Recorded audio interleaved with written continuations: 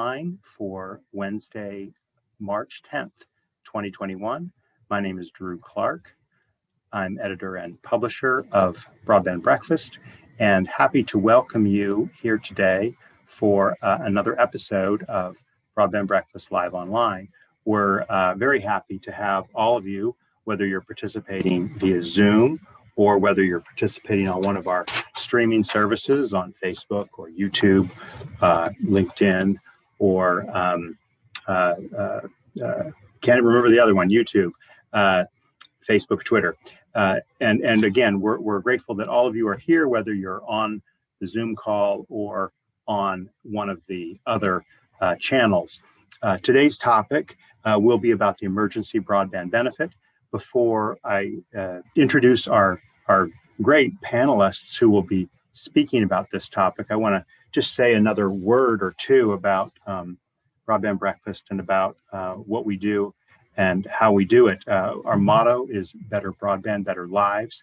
We are very focused on not just the infrastructure to get higher capacity broadband, but the applications and use of that capacity once consumers have it.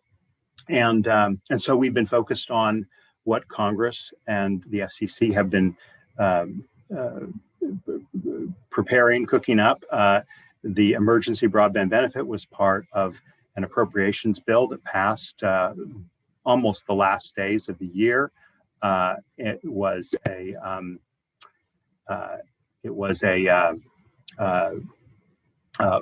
big piece of that bill, or at least a piece of the bill, and it included $3.2 billion for the benefit that the FCC worked to create the rules. And just 10 days ago or so, 10, 11 days ago, they produced those final rules. And this will be what we're speaking about today, the emergency broadband benefit and the FCC rules that follow it.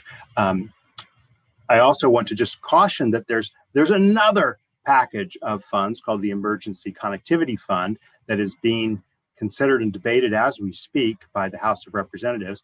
We're not going to talk about that except by reference to it, and perhaps a later session we'll talk about that. But it's just kind of got to keep these things straight in your mind, what the emergency broadband benefit is and what other aspects are. So again, before we turn to our panelists on this very timely and breaking, if you will, Broadband Breakfast Live Online, I want to remind you that we're here every Wednesday at 12 noon Eastern Time. Next week, we'll be talking about broadband speeds, redefining broadband speeds. The week after, we'll be talking about the state of online education, which is kind of an anniversary. We've been doing this Broadband Breakfast Live Online for a year now since the pandemic started. We'll kind of catch up on where online education is. And then on the 31st, we'll talk with state broadband authorities. So again, some things to look forward to as we move forward. Well, let me now open the view up to all four of our panelists. We have Jody Griffin from the FCC. She is, and we're very happy to have her with us today. She is the Deputy Division Chief in the Telecommunications Access Policy Division of the Federal Communications Commission's Wireline Competition Bureau. So we have a great resource here in Jody. She'll be the first up to speak about the emergency broadband benefit, both the process that the FCC has been going through and the specifics of the rules. And then she'll be followed by Marika Visser, who is the Senior Policy Advocate at the American Library Association's Public Policy Office in Washington. And their complete bios are on the page. You may be watching this on this page. If not, you can see more about it by going to Broadband Breakfast and the top event on this subject. Jody will be followed by Brian Hurley. Brian is the Vice President of Regulatory Affairs at ACA Connects, America's Communications Association. And he'll be able to speak to what the providers are thinking and doing on this topic. And last but not least will be Reggie Smith. Reggie is the CEO and Executive Director of the United States Distance Learning Association, which is a fascinating organization providing some great leadership and education and networking in the realm of distance learning. We'll hear about USDLA and its take on the emergency broadband benefit. I might also just say for our panel, for our attendees, if you've been here before, you know this, we ask that you not turn your videos on so that we can focus on the panelists. There will come a time and just raise your hand through the chat window or send me or everyone a question. You're certainly welcome to do that at any time, and we can kind of flip the camera and let you speak, but that'll be in the second half of the program. So with that said, let's go ahead and turn it over to you, Jody. Thank you again. And please tell us a little bit about how the FCC has been approaching this. Thank you, Drew, and thank you for inviting me to join this event. We are very eager to spread the word about the new program at the FCC. So I think that everybody, probably most of those watching, have at least some familiarity with the Emergency Broadband Benefit Program. But I think I'll start by just giving a quick overview so we're all on the same page. So the EBB program, it provides funding for broadband service and connected devices for low-income households during the COVID-19 pandemic. This program, as Drew mentioned, it comes from the stimulus that was included in the Consolidated Appropriations Act at the end of December last year. And then in February, after a public comment period, the FCC adopted an order implementing the EBB program pursuant to that act. So a couple points on how the program will work. First, who's eligible? The household eligibility criteria were provided in the act, and those include households that qualify for the Lifeline program, which itself includes criteria like Medicaid and SNAP and income. And also the EBB program will, in addition to the Lifeline criteria, include households that participate in the free and reduced school lunch or breakfast programs, Pell Grant recipients, households that have experienced a substantial loss of income since last February. By last February, I mean February 2020. And households that qualify for participating broadband providers' existing low-income programs.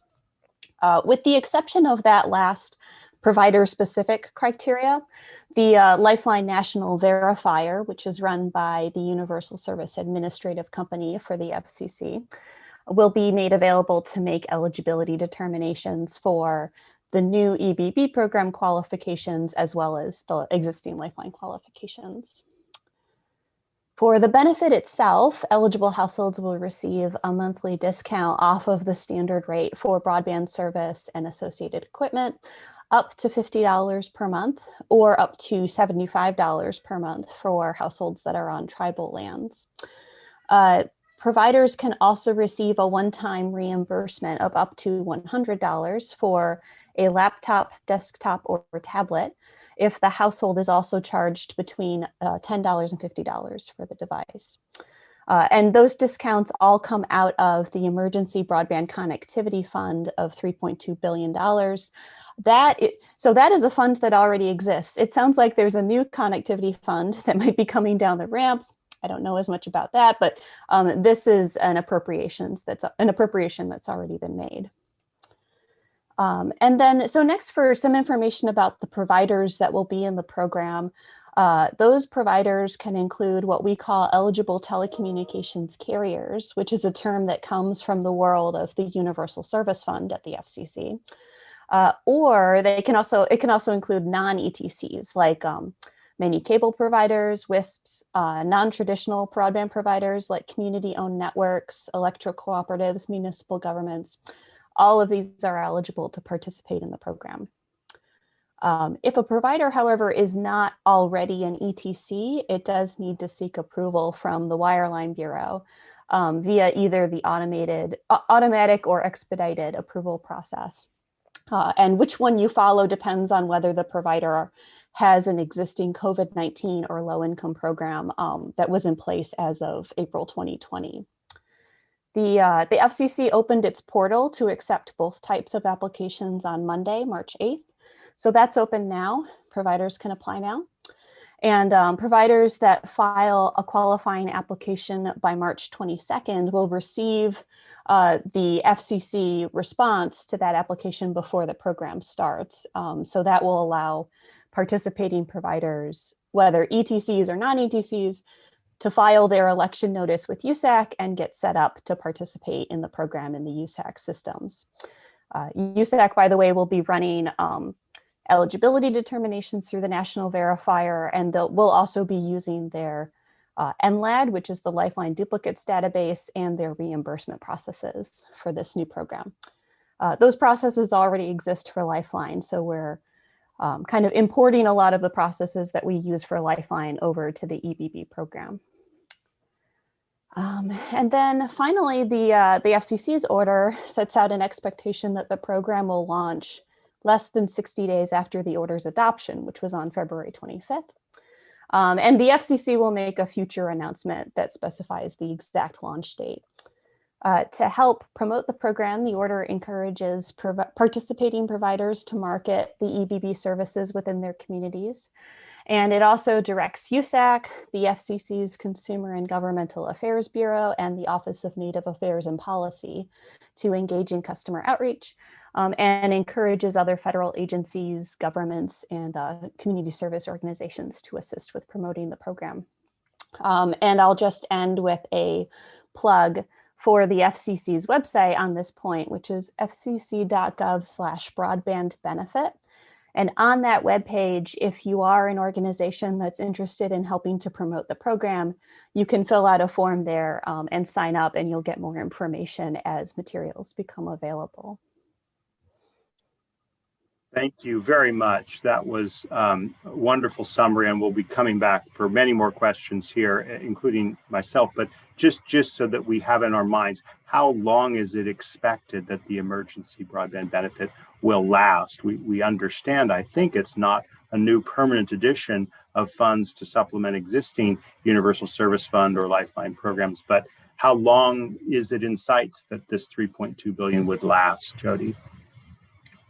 Right, so the law specifies that the program will last either until the funds are expended or 6 months after the emergency declaration for the pandemic that's made by the Secretary of Health and Human Services, I think. I would not be surprised if the expenditure of the funds is what ends the program. And so the order has set up processes by which USAC will be making information available about how many subscribers in the program, what's the run rate, how much has been expended, and then USAC will be making forecasts and will notify providers when we anticipate that we're going to reach the end of the money that's been appropriated. So we don't know exactly what the end date's going to be now, but I expect it's going to be a function of how quickly the expenditures go month by month when we start. Excellent. Thank you again. Let's turn now to Marijke Visser. Tell us a little bit about ALA and why you care about broadband and why you care about the emergency broadband benefit. Absolutely. Thank you very much. And thank you for asking us to join today. It's a topic that is near and dear to our hearts. So as Drew said, I'm Marijke Visser. I'm with the American Library Association's Public Policy and Advocacy Office, normally in DC. And we are the federal policy and government relations arm for ALA. Our headquarters is in Chicago.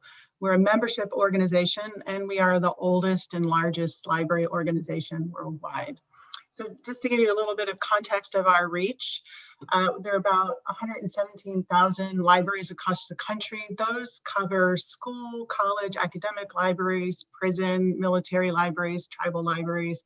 In that bucket, there's about 17,000 public libraries, which is more libraries than Starbucks. You can find a library in every congressional district, and I think especially relevant for our discussion today is that we learned during our census initiative that 99% of the hard to count census tracts have a library located within about 5 miles of that.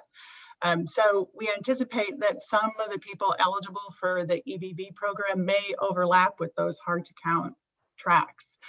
So we think that that's relevant for library outreach.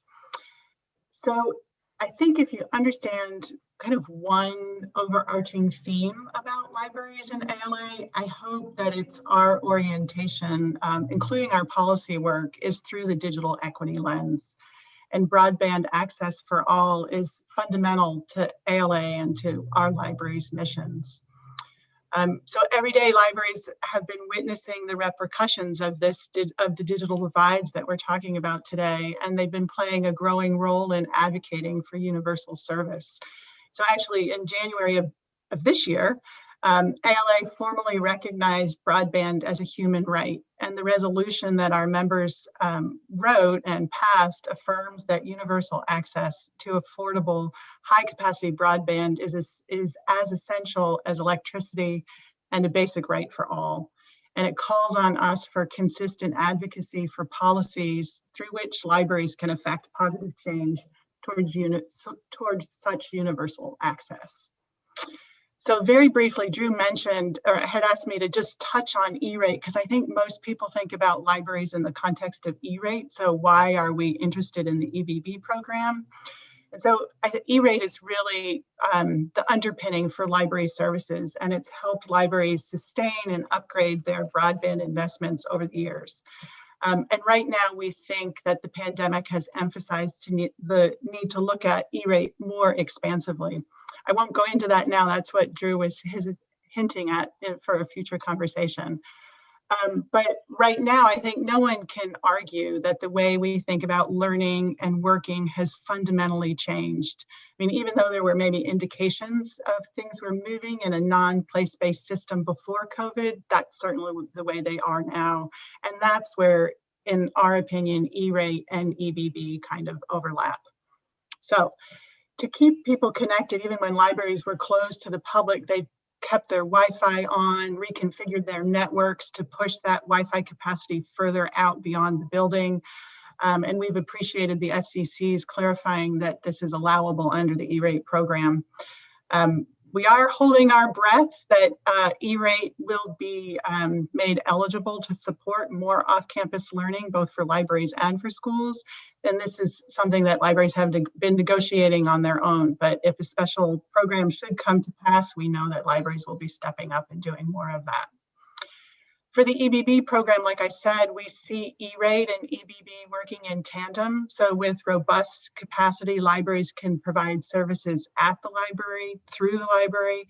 They can land hotspots and devices made eligible by this emergency E-rate program. And we know that there will be people who are eligible for EBB who turn to the library for help. And that's really where we see libraries playing a role. We see this as an all hands on deck moment. And we hope that broadband providers, social service providers, public housing authorities, workforce agencies, local government entities will actively promote the program to their users and service areas.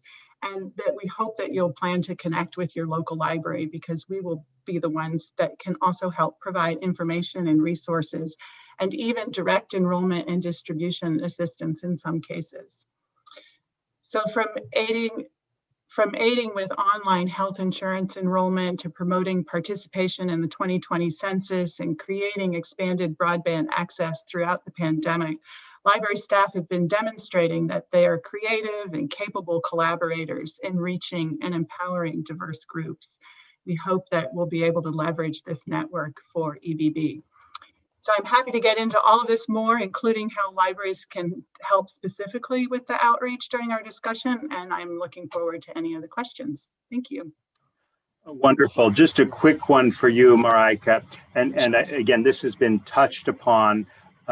If we could, please, there we go. Thank you.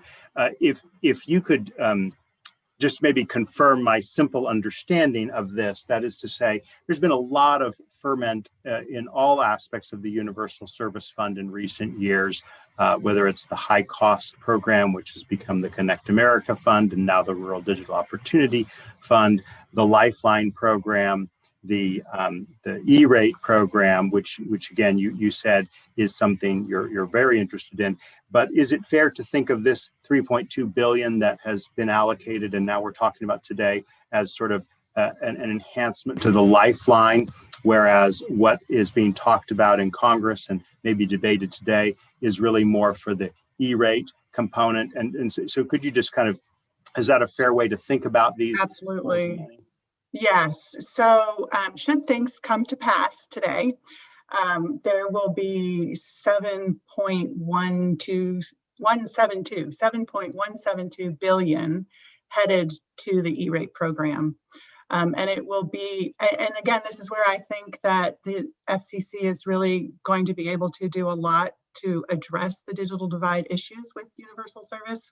So it'll be a special program where libraries and schools can purchase devices, hotspots, laptops, tablets, etc., and use those to help students and library patrons be connected. So it will work, I think, in tandem with the EBB.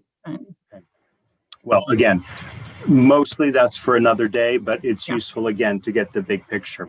Let's turn now to Brian. Tell us a little bit about ACA Connects, who you are, and how you fit into the emergency broadband benefit puzzle. Sure. Thank you, Drew, and thank you, Broadband Breakfast. It's a pleasure to be here today, and I thank you for the opportunity to participate.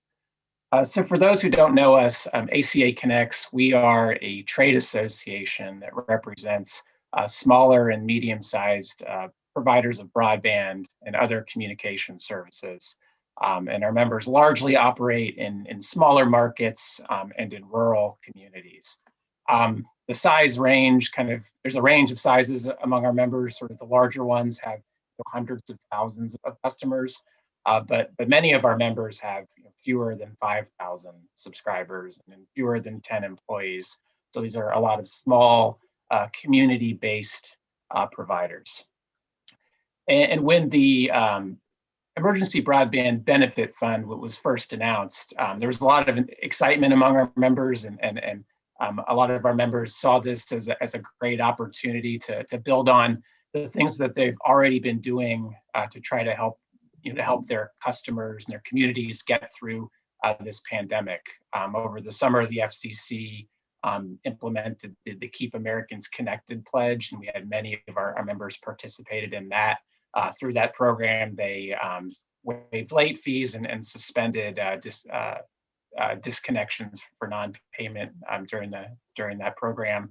And members have been doing other things, working with schools to provide service to school children, students that didn't have broadband in the home and needed that in order to participate in online classwork. So there's a lot of great things they've been doing already.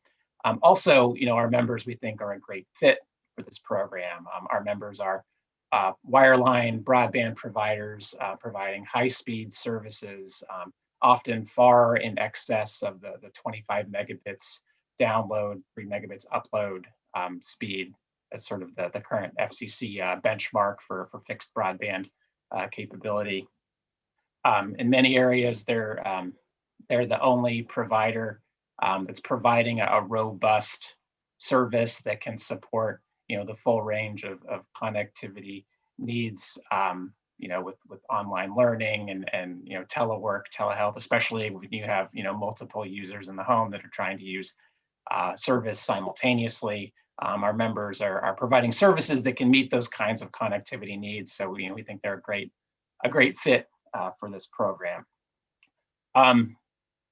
In sort of creating this new program from ACA Connect's perspective, we think there were some really wise decisions that were made. First is sort of statute actually sort of initiating this program. Congress's decision to open the program to all broadband providers, whether it's ETC or non-ETC. We think that was sort of a critical first step for making sure that eligible households in this program have options for broadband service, that they're able to get service through this new program that has that kind of the characteristics, the robustness that they need to meet their needs, and that they have real options for use their emergency broadband benefit. And then at the FCC and their developing rules for the program, they built on that by some of the decisions they made in their order, one of which was to sort of create a common start date for the program for both whether you're an ETC or a non-ETC, and that gives sort of non-ETCs especially opportunity to go through the application process, and for all providers to go through the election notice and everything else that needs to be done in advance of the start date. I think from our members' perspective, as sort of Jody mentioned, our members are large. A lot of them were traditionally cable operators and operators in that category. A lot of them were not historically ETCs. So I think those types of providers, looking at this program, if other providers, ETCs were going to get a head start, I think that might have been a deterrent to participation for a lot of providers, especially sort of smaller ones with having to make these tough decisions about how to allocate their scarce resources. So that sort of overarching framework with the start date, we think was really important. And then also sort of the steps that have been taken to kind of streamline that the application process for non-ETCs to get approved to participate in the program. And we think Commissioner Rosen-Worcel really is to be commended for her leadership. The FCC had a daunting task ahead of it to implement this program within the short amount of time they were allotted in the statute, and be commended for meeting that deadline, and really the full commission, her colleagues as well, for working on a bipartisan basis to adopt rules. And of course, I also have to give my hats off to Jody and her colleagues in the Wireline Bureau and other bureaus and offices at the FCC for the tremendous amount of hard work and thoughtful work that went into to the order, and that continues with the application process and other steps that flow out of that. We since the order came down and as new information is being put out with the application process, et cetera, we've been working to start educating our members and help them, familiarize themselves with the rules and the processes, and kind of help them understand the steps that they'll need to complete in order to participate. The response has been very enthusiastic. There's been a lot of engagement, we did a webinar for our members recently, and we had many, a tremendous turnout. So there's a lot of excitement. So we're continuing to, look forward to helping support our members that ultimately decide to participate in the program. And we know there's a lot still to be done, both between now and when the actual program starts, and even then, sort of just kind of make sure that everything moves smoothly as the program gets underway. So great. No, thank you for those remarks. We'll come back to particularly the ETC question as we get to question answers. But let's hear from Reggie Smith. Tell us a little bit about U.S. Distance Learning Association and your perspective on the emergency broadband benefit.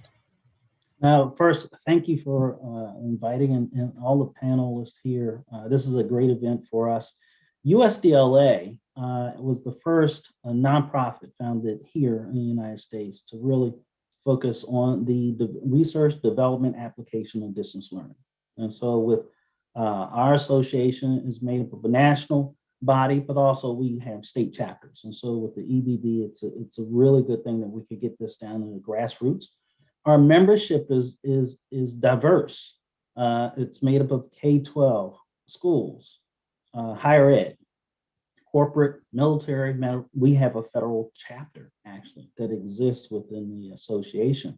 And so homeschooling, telehealth. Matter of fact, the chairman of our board, Janet Major, made me aware of this movement on this EBB, especially because she sits in Arizona addressing those tribal lands. And so she's dealing with telehealth and really hitting the space in the middle of the country where the need is great. And so as an association, we're happy to see something like this to come out and really promote what's going on and to provide access. And just to let you know, it's very important to us because distance learning to us is everything. It's just not a video call. And the fidelity of distance learning really comes true when you get to really bring in accessibility factors, leverage the broadband. So you just not only have video, but you have virtual worlds, you have augmented reality, you have simulations. And so some of those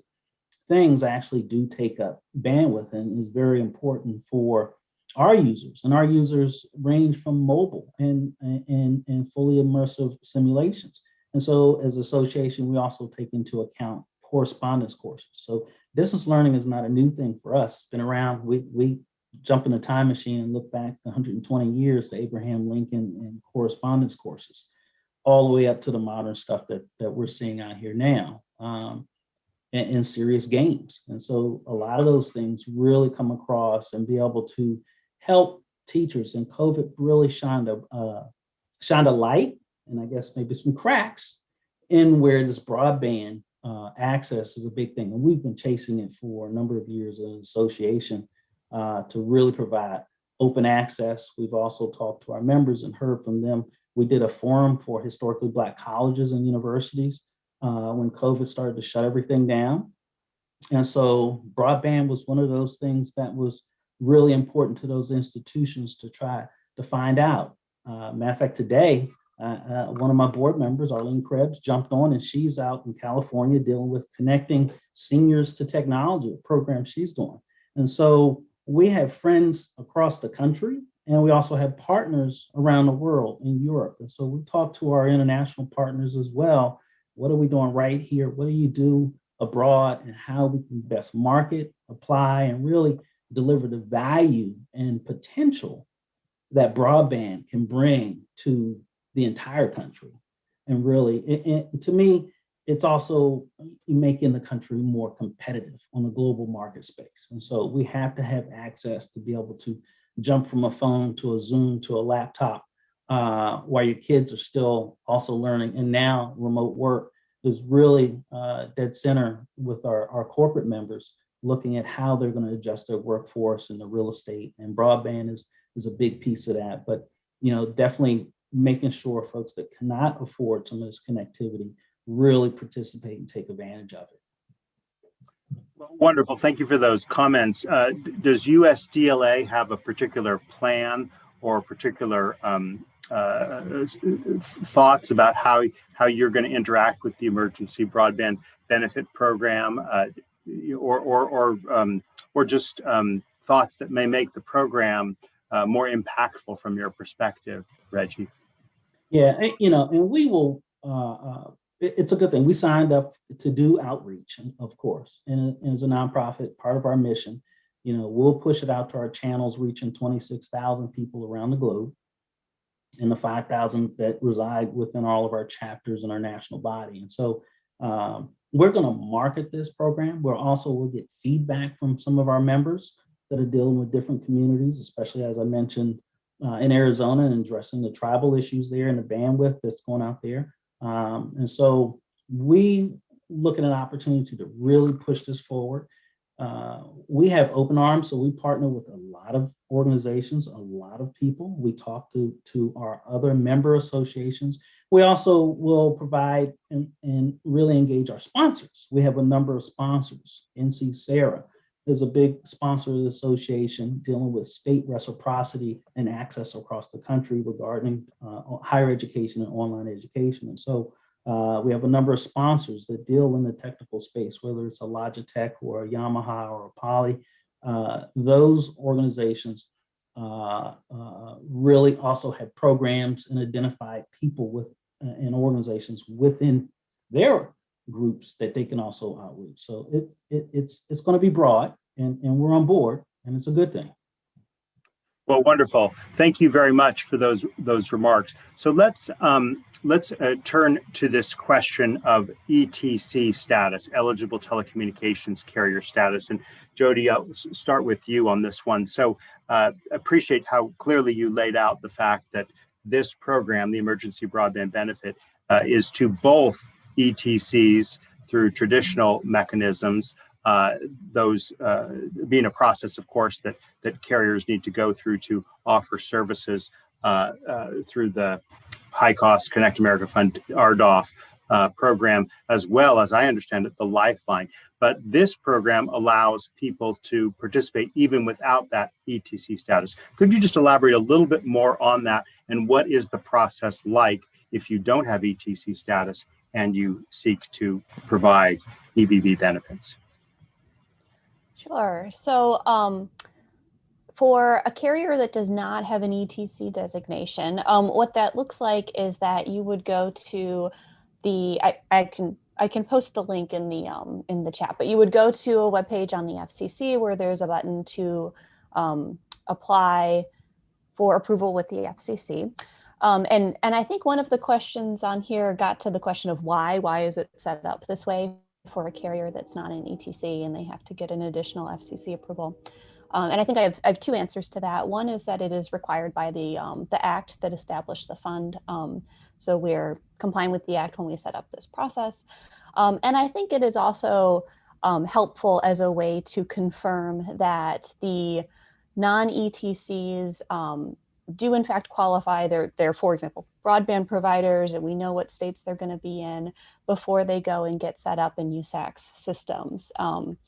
And getting involved in USAC systems, that involves things like having access to the NLAD and the verifier, and you can get some personal information about, for example, whether somebody is already getting the EBB benefit through those systems. And so we want to take seriously that the entities that are set up with USAC are in fact planning to participate in EBB and have gone through all of the correct processes.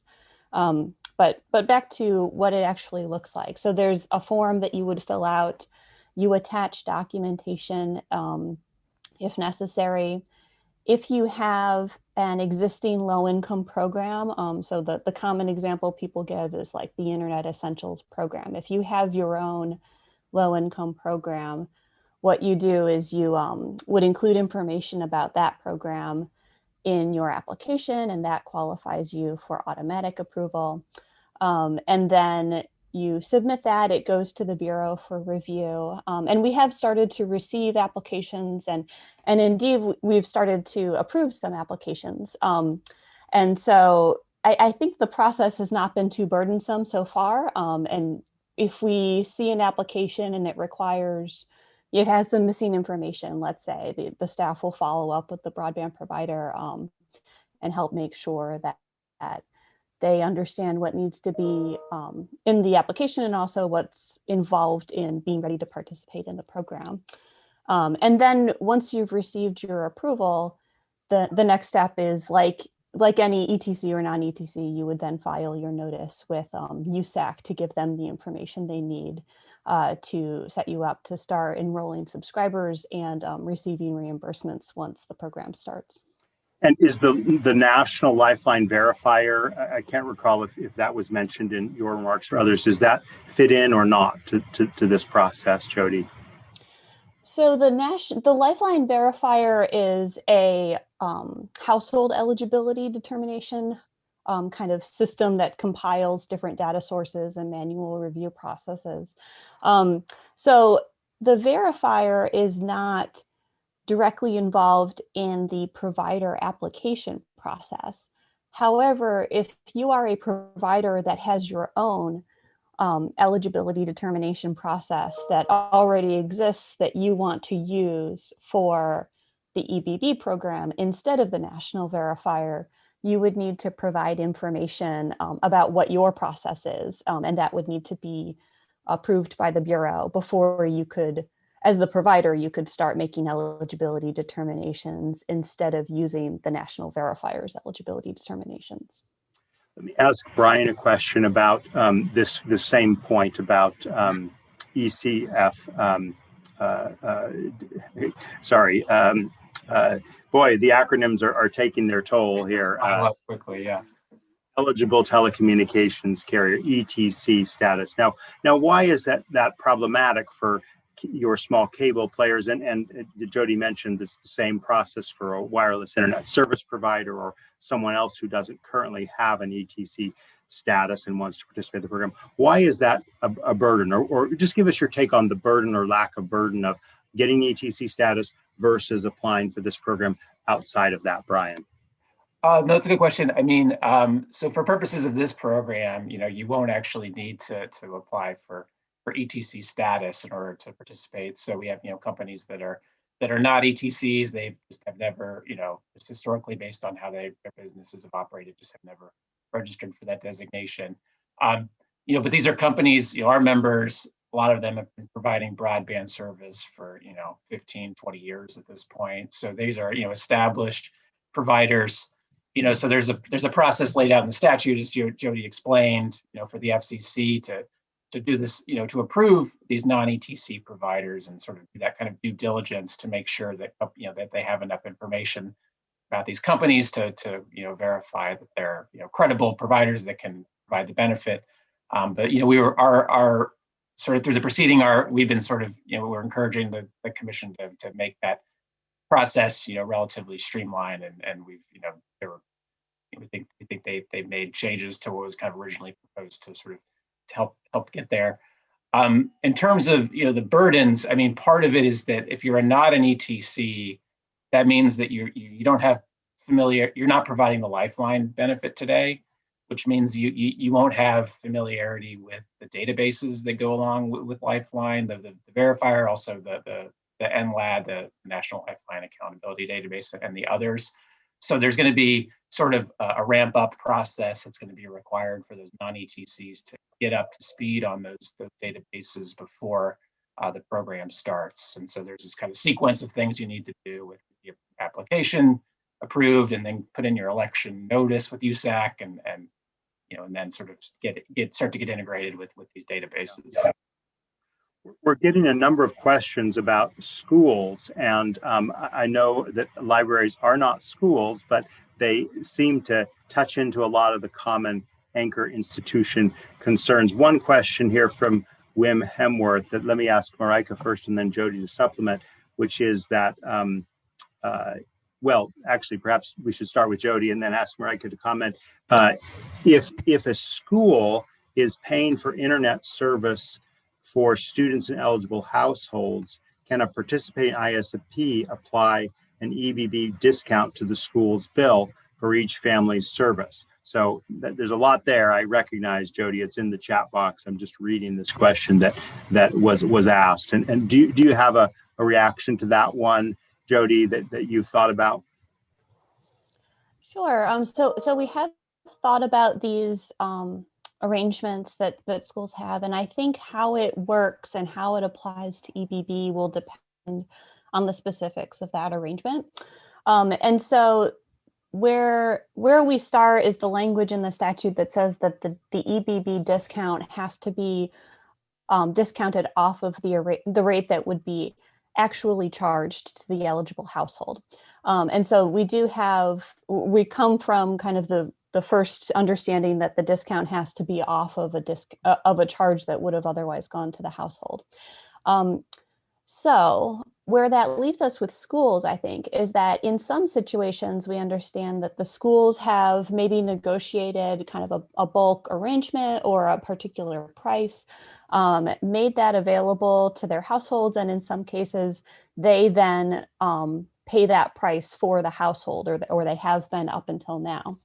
In that situation, I think the EBB program could step in, and the school would not need to be paying that charge anymore, and the EBB program could cover it up to the statutory limits of what the monthly discount can be.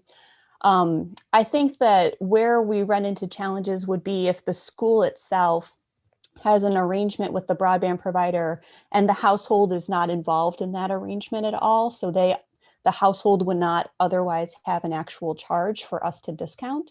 And there, I think, is where we hit the limits of what the EBB program can do. However, I think that if a school in that situation is able to adjust how they're offering the services so that there is a household charge that we can discount, then our program would be able to step in. Thank you, Jody. Marika, do you have thoughts on this question here? No, it very much seems like an FCC question, but I will add that libraries are also doing that. I think it's maybe less common than it is with with schools and their students. But the Dayton Metro Library, for example, is now covering up to 800 households for their internet service. So we serve students, but we also, of course, serve everybody else. So in our case, it's not just the students that are getting the access, right? So I think that there might be some libraries who would be interested in having a kind of plain language explanation for where EBB would go versus where a new E-rate program might go. So. Okay, we have another question from Arlene Krebs about devices. She writes, as I understand, those who provide devices and digital literacy training must go through one of the telecom service providers. Would this include working with local ISPs, school districts, and big ETCs? She works with an organization that refurbishes computers, does training and grants. Could you comment on this, Jody, and anyone else who wishes to supplement that? Sure. So for the connected device reimbursement, that would also need to go through a participating provider, and that discount can only be applied to somebody who is also getting the monthly service discount, and those requirements come from the statute. And I think there was, relatedly, there was a question about the pricing restrictions on the connected device. So we have in the Act that the discount that can be provided by the fund is up to $100. The copay or the charge to the consumer that can be assessed is has to be more than $10 but less than $50. That also comes from the Act. And so I think that what that means in terms of what devices will be on offer is pretty clearly that can cover devices that are in, up to the $150 range. For devices that cost or are priced more than that, I think that under the Act, neither the program nor the consumer would be able to pay that extra amount above $150. And so I think there we would end at either the provider being able to offer some sort of, or if they were willing to offer some sort of promotion on devices that are priced higher than that, or if there's another entity that is also helping to cover the charge. Reggie or Marika or Brian, do you want to add anything to this question of devices?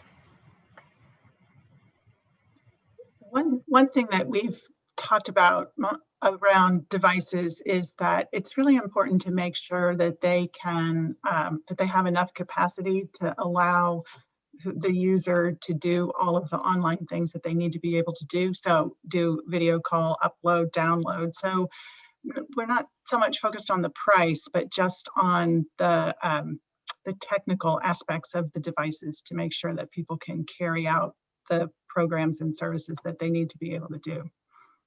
Yeah, I agree with you, and that's our perspective largely too, to really make sure that they have we hear from the users and the application of those technologies and the devices, whether it's a phone or a laptop, a Chromebook or something, and looking at the speeds of the networks to be able to handle that end of fidelity.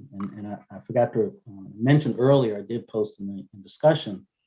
We also do a number of policy events. So we're going to do some things in April to really look at Department of Education as a whole, the broadband piece we're talking here with the FCC and the minority broadband initiative, and looking at the technology. So, we've put 3 legs out there to really, because we're hearing from the schools, we're hearing from the parents, and we also see the cracks that the news sometimes picks up, talking about kids that fall through that divide, and whether the gap has gotten bigger and how schools are rushing kids back that are failing. And we realize that one shoe doesn't fit everybody's foot, but we're engaging our members and our chapters are engaging, and we're here today talking to you and participating to get the word out and really make this thing move.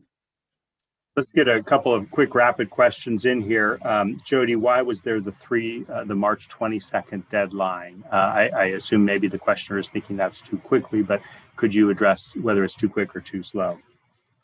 Sure, and I'm realizing I might not have been clear enough when I explained what that deadline is. So that is, if a provider wants to get an approval from the Bureau before the program starts, they need to file by March 22nd. They can file after that, and we will review those as quickly as we can. But the March 22nd date is basically just the cutoff for when you get a guarantee to get an answer before the program starts. And as to how we arrived at that date, that was really just balancing our own very rough, very unknown estimates about how many applications we might be getting at once, and wanting to be able to not overpromise what we can process at the same time, and also having it early enough so that providers have time to go to USAC and fill out the election notice that they need to do with USAC before they can also be ready to start in the program. On the volumes, I would say it's been manageable so far. We might see an uptick as we get closer to that deadline, though. All right, I got at least 3 questions to get here. One person, Joe Mancini, asks, remote EDX Connectivity Champions, part of the remote EDX program in Ohio, and they assist families to find internet for remote learning through CARES Act funding, and says he wants to be an outreach partner. Does anyone have any thoughts on this process, an outreach partner process, or how entities like Joe's can get involved? I can start, and if I'm monopolizing, then maybe you all can just meet me or something. But for this kind of outreach partner, I would first suggest that you sign up on the CGB webpage, and you'll get information as we are making materials available that other parties can use to spread the word about the program, or help people navigate the eligibility determination process, or identify what providers are available in their area. And I think that what that entails is kind of up to each partner and what they're able to take on. I believe that we are interested in meeting all the other organizations where they are, and wherever they're able to help, we appreciate that. So I think that how much of a lift that is and what exactly the entity is doing will depend on, what communities they're in, what resources they have, and where they're willing to help out. We have a question from Brett Glass here about restrictions on the details of the service. Will the EBB program regulate providers' prices, bandwidth, or whether they are Cadillac plans? Jody, and let's also let Brian and others weigh into this one too. Sure. So the EBB program will not have minimum service standards like we have in the Lifeline program.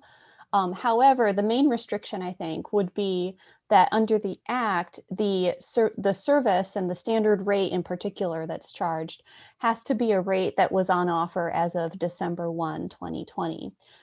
So we have interpreted the language of the Act in the Commission's order to permit a provider to, upgrade the speeds, or include bundles that include text and voice, if that is relevant for that provider. But in particular for the rate, it has to be a package that had the rate for which the program is being discounted has to be something that was on offer on December 1st. Okay. Brian, what are your thoughts on this question that has been asked here about the services, the details? Do your members have concerns or not about this aspect? Yeah, I mean, I don't really have much to add to what Jody's description. I mean, as I was kind of saying before, just our members, just by virtue of kind of the networks that they deploy, they'll typically be providing services of 25/3 or higher in their service territories. I think Jody kind of explained the standard rate is sort of this kind of the basis for calculating, kind of the amounts of the discounts. So we've been providing information to our members about how that will work, and trying to help them sort of figure out how to calculate their standard rates for different services. But we have another question from Gregory Davis. It says, we are a municipal that currently offers internet to a few schools in our city. 2 of the schools are in the USAC program, but as regards residential customers, they say they're a new greenfield provider for residential services, so don't have a Lifeline program established. How do we transition to offer EBB services to our new residential customers as they are added? Will this cover both new internet equipment when they are installed as well as part of their monthly services? How long will the monthly services and equipment discounts last? You kind of addressed how long in early on, but let's go ahead and Jody, see if you've got any reactions to that than anyone else before we move into kind of final thoughts from everyone. But Jody, on this specific question here. Sure. So if I'm understanding, it sounds like this is a provider that's not an ETC, but is perhaps participating in E-rate, in which case they would go through the non-ETC process. They would file with the Bureau for an approval, and then they would file an election notice with USAC. And that with regard to the residential service, that's all that's required. I'm sorry, I think there was another component of the question. The component is transitioning to offer EBB services to residential customers and then equipment as well as the monthly services. Okay, so for the equipment, there's the connected device reimbursement, which is laptops, desktops, or tablets. However, with the monthly discount, that can include the price for service and also associated equipment. And the commission's order has some more details about what's included here, but that includes things like modems or equipment that is necessary for the transmission function of the service. And so there is some equipment that can be covered by the recurring monthly charge, separate from the one-time connected device reimbursement. Okay, wonderful. Well, we're running towards the end of our time here, so there may be more questions that pop up. Feel free to address them. Let's go in reverse order from the way we started. So Reggie, Brian, Marika, and Jody, just take 60 seconds for your closing thoughts on how you see this emergency broadband benefit program helping or assisting, or if you see problems, what they might be before we conclude. So Reggie, go ahead. Yeah, we see a big benefit for this program because it's really important for our users and our members to be involved. And because we get a chance to see K-12, higher ed, corporate, we see a slice of everything. We'll see where this program goes. And also, there was a gentleman that asked about Ohio. We have state chapters, and so I'll throw in the group some state chapter contact information, and it's all about partnerships. So we are an open arm partner in the space and concerned about the policy issues in broadband, and we're here to really work and move this along. Thanks, Reggie. Brian. Sure, and thank you, Drew, Broadband Breakfast, and all my co-panelists and attendees for all the great questions. We from ACA Connect standpoint, we think that the Emergency Broadband Benefit Program, it's a tremendous opportunity to provide broadband connectivity to households that are struggling financially during this pandemic. And the openness of the program and the size of the benefit, provides real opportunities to provide customers options for broadband benefits that can meet their full range of connectivity needs.